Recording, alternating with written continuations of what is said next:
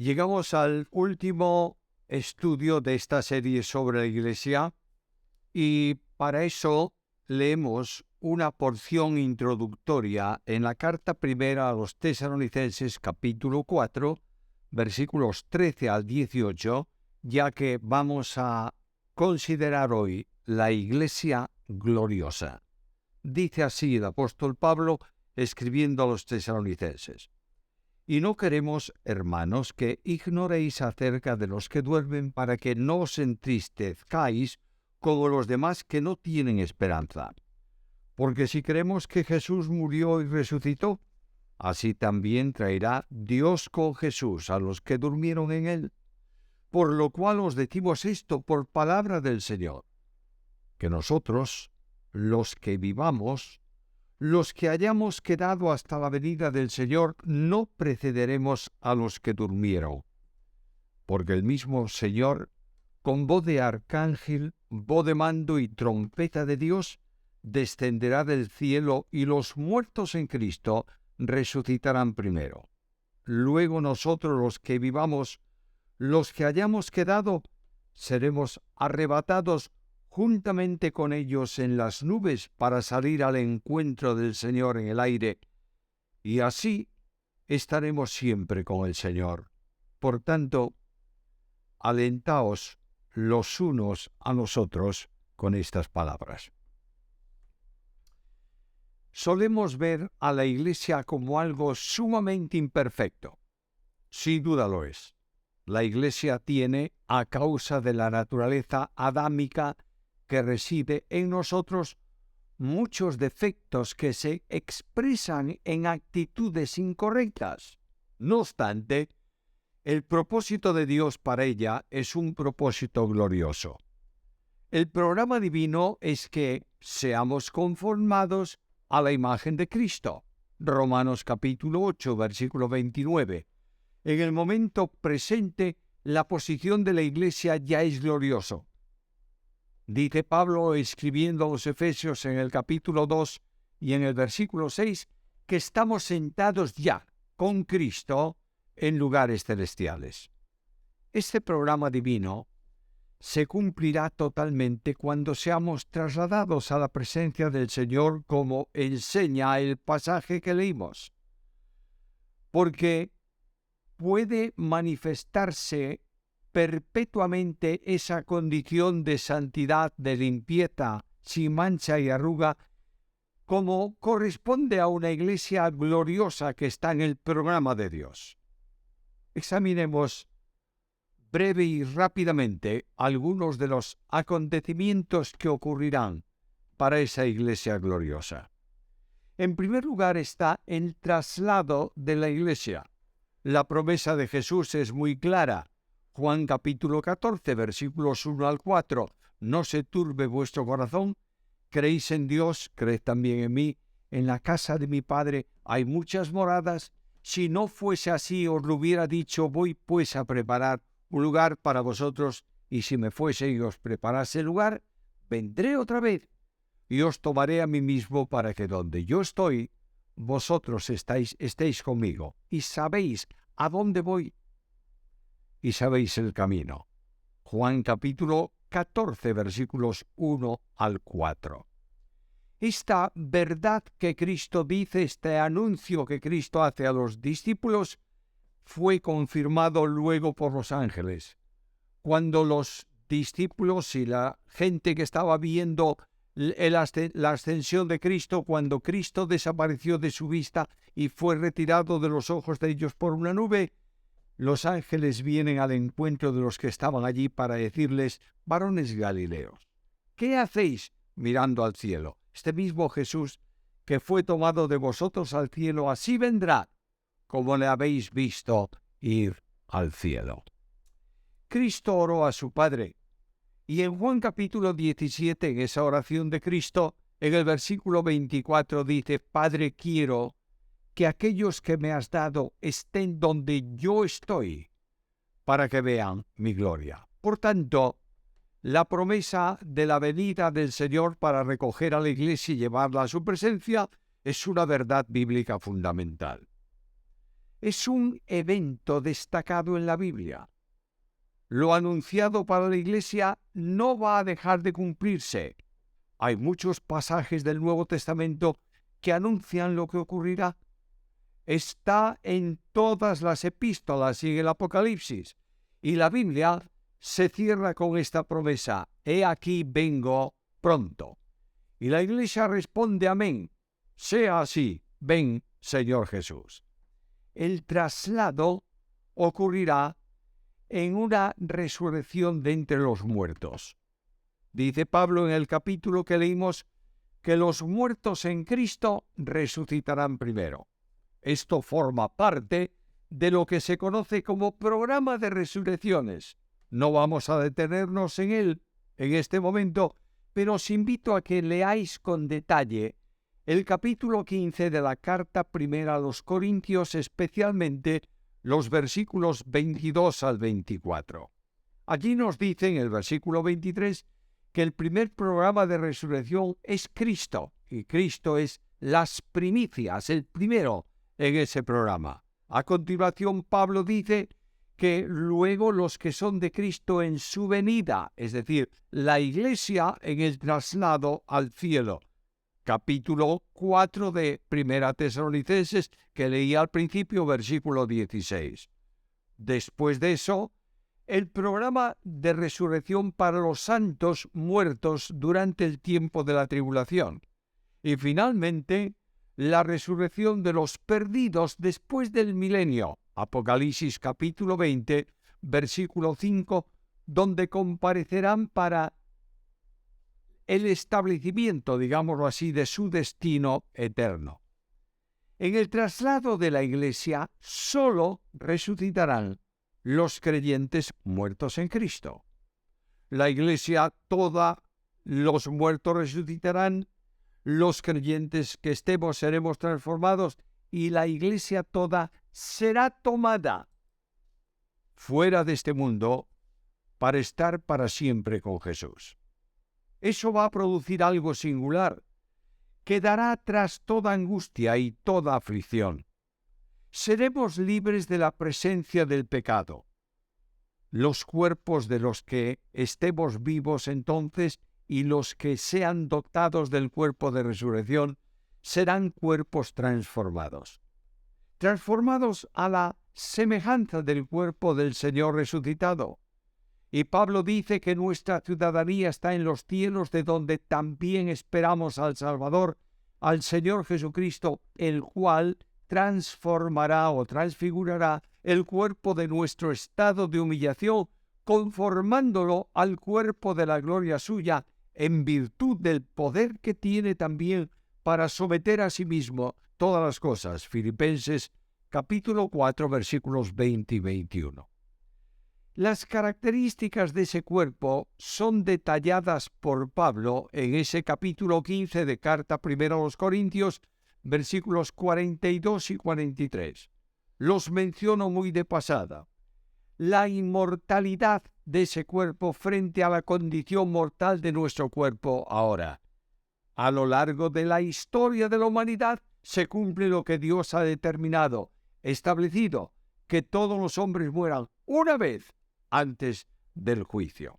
En segundo lugar, nos dice que ese cuerpo será un cuerpo glorioso, en contraste con la deshonra que producen los años y que terminan en la muerte física. A medida que el tiempo pasa, vamos sintiendo nuestra debilidad física, hay más achaques, hay más dificultades, hay más problemas, y de pronto este cuerpo termina en la muerte física, pero resucitará manifiestamente diferente a esto que se entierra. Además, Pablo enseña también que resucitará un cuerpo poderoso frente a la debilidad física actual. Tendremos también un cuerpo con una notable transformación espiritual. No será un espíritu, pero será un cuerpo transformado para una nueva experiencia de vida. Después de la introducción a un estado de bendición eterna, La mayor bendición posible es estar para siempre con el Señor. Es verdad que en ese interín de en estado eterno, es decir, cielos nuevos y tierra nueva, y el momento del traslado de la Iglesia y antes del establecimiento del reino de Cristo en la tierra por 1000 años, todos nosotros compareceremos ante el tribunal de Cristo. No va a ser un juicio de condenación. No vamos a ser juzgados para ver si somos salvos o perdidos. Todos los que compareceremos somos salvos. Será para examinar lo que hemos hecho con este cuerpo para la gloria de Dios mientras estamos aquí. Y conforme a la justicia del soberano Dios, recibiremos coronas que recompensan por gracia, no por derecho, lo que hayamos efectuado para gloria de su nombre. Esas coronas que los creyentes recibiremos en el tribunal de Cristo serán para poner a los pies del que está sentado en el trono y del Cordero y decir a Dios: gracias, Señor, porque tú has hecho todo esto por mí. Y yo puedo disfrutar de la bendición de haberte servido, no con mi fuerza, sino con tu poder, no con mi humanidad, sino con tu espíritu. Ahora hay algo que concluye esta iglesia gloriosa y es la morada que Cristo prepara para nosotros.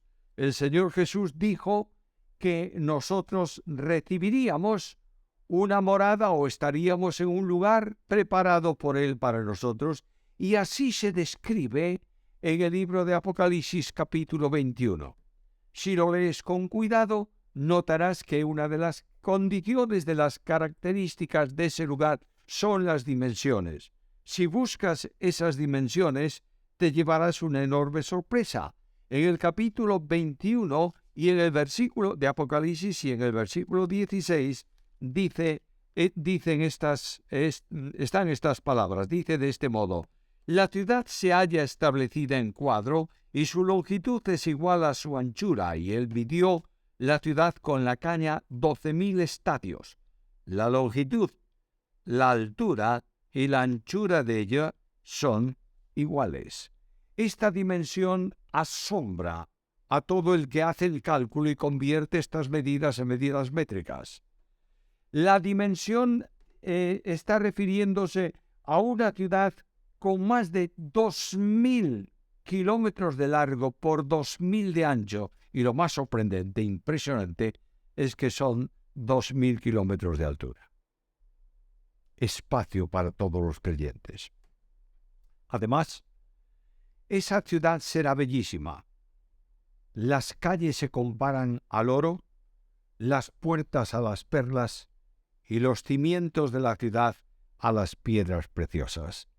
Allí, esas piedras, ese oro, esas edificaciones, esas puertas brillarán a la luz del Cordero que ilumina a la ciudad. Pero toda esa belleza está unida también a las condiciones morales que habrá en la ciudad que Cristo prepara para nosotros. En el versículo 4 se habla de que allí no habrá lágrimas. Las lágrimas son la manifestación de la tristeza. Las lágrimas se producen cuando tú tienes una tristeza en el alma y manifiestas esa tristeza al exterior por medio de las lágrimas, y nos dice el texto bíblico que esas lágrimas serán enjugadas. No se secan, se retiran. Permíteme poner un ejemplo. En las casas los muebles tienen una determinada altura. Tenemos por ahí un niño correteando, y de pronto ese niño se acercó demasiado al borde de una mesa y ha dado con la cabeza contra el borde de la mesa y viene llorando. Tú tomas al niño, lo sientas en tu regazo, sacas tu pañuelo, limpias sus lágrimas, le das un beso y lo pones en el suelo y el niño se va corriendo. Al cabo de un tiempo vuelve llorando otra vez. ¿Por qué? Porque volvió a golpearse con la misma mesa. Cuando yo veo lo que Dios hace, entiendo lo que tendría que hacer para que el niño no llorase más: retirar la mesa para que no se golpee. Las lágrimas enjugadas, la tristeza desaparece en un lugar de bendición absoluta en la presencia de Dios. Pero hay algo más. Dice también el texto bíblico que allí no habrá muerte. La muerte produce separación, lo que será una reunión perpetua de los creyentes en Cristo. Nos encontraremos con aquellos de nuestra familia que nos han precedido. Veremos hermanos que conocimos aquí en la tierra y estaremos con ellos en la ciudad santa. Otros muchos que no hemos conocido, pero que conoceremos como somos conocidos, estarán en ese lugar en una reunión perpetua. Muchas veces decimos qué bendición tan grande, qué maravillosa reunión. Todos los creyentes, todos los salvos, unidos delante del Señor, alabando su nombre. ¿Me permites hacerte una pregunta? ¿Por qué no comienzas ya ahora? ¿Por qué esa separación entre las iglesias, esas diferencias, esos problemas, cuando anhelamos una reunión perpetua en la presencia del Señor? Algo más. Desaparece también el llanto, no solo las lágrimas, el llanto. El llanto es la manifestación de impotencia frente a la angustia vital, y ese llanto termina. ¿Algo más? La Biblia manifiesta que también que allí tampoco habrá clamor. El clamor en la Biblia está vinculado a la injusticia.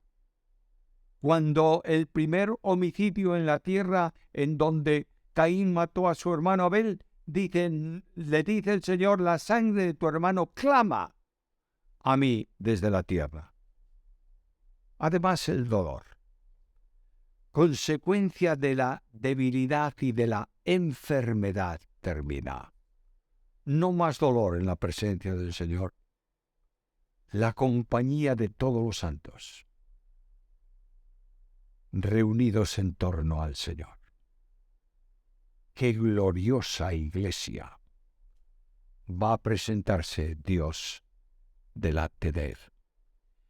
En lugar de estar viendo la pequeñez, la pobreza, las calamidades de la iglesia, Dios nos llama a levantar nuestros ojos y mirar una iglesia gloriosa. Para esto la compró al precio de la sangre de Jesucristo, y la certeza de que esto se va a producir es la promesa y el compromiso del Señor, que nos dice hoy: vengo pronto. Al creyente no se le manda estar esperando cosas, se le manda estar esperando al Señor. No hay ninguna señal que tenga que cumplirse, sino que tenemos que esperar, como dice Pedro, por completo en la gracia que se nos traerá cuando Cristo sea manifestado. La vida del que espera al Señor se mantiene en santidad. Mientras tanto, las palabras de Pablo: alentaos unos a otros con estas palabras, llenan de tranquilidad, de esperanza y de consuelo a cada uno de nosotros. Dios nos invita a ver la iglesia gloriosa en la presencia suya. Bien podemos levantar nuestro corazón en gratitud. Y a lo largo de este tiempo que estuvimos reflexionando muy de forma sencilla y simple sobre la iglesia, digamos en una oración de gratitud al Señor: Señor Jesús, gracias porque tú harás gloriosa a tu iglesia. Gracias por la esperanza que tengo de un encuentro contigo, y mientras tanto, dame la bendición de amar a tu iglesia como tú la amas, para vivir conforme a tu voluntad. A Dios sea la gloria, y a nosotros sus bendiciones por Cristo Jesús.